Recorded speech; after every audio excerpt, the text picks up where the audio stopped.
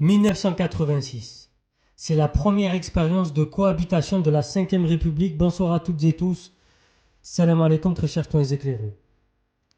Les élections législatives ayant été remportées par l'opposition, François Mitterrand, président de la République, nomme Jacques Chirac Premier ministre. Cette première cohabitation inaugure une pratique de 9 années distribuées selon 3 périodes différentes.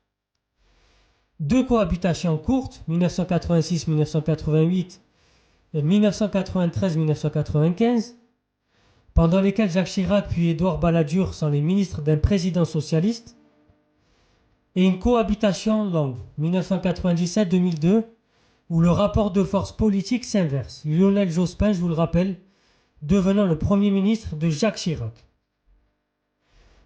Et donc s'installe au sommet de l'État une véritable diarchie, avec la bénédiction des citoyens qui reconduisent à 2 reprises l'expérience. Petit aparté, c'est quoi une diarchie? On va définir le terme. C'est un gouvernement simultané de 2 rois, 2 chefs, 2 pouvoirs.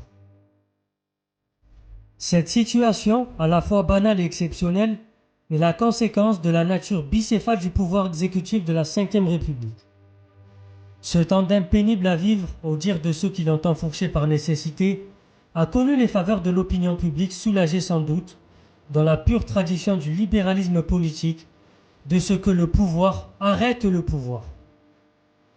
Le fonctionnement convenable des institutions au cours de cette période conduit à formuler un certain nombre d'observations.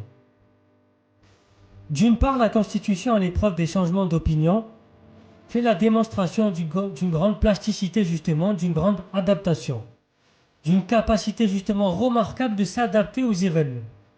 Mais il est aussi possible d'autre part de considérer la cohabitation comme le mode de fonctionnement normal de la 5ème République.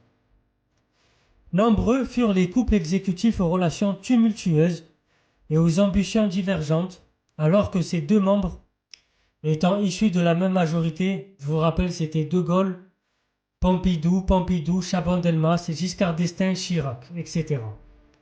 Donc la diarchie n'est pas nécessairement le gage d'une politique mesurée, c'est en revanche quasiment l'assurance de la concurrence plus ou moins rivale des ambitions de chacun d'entre eux.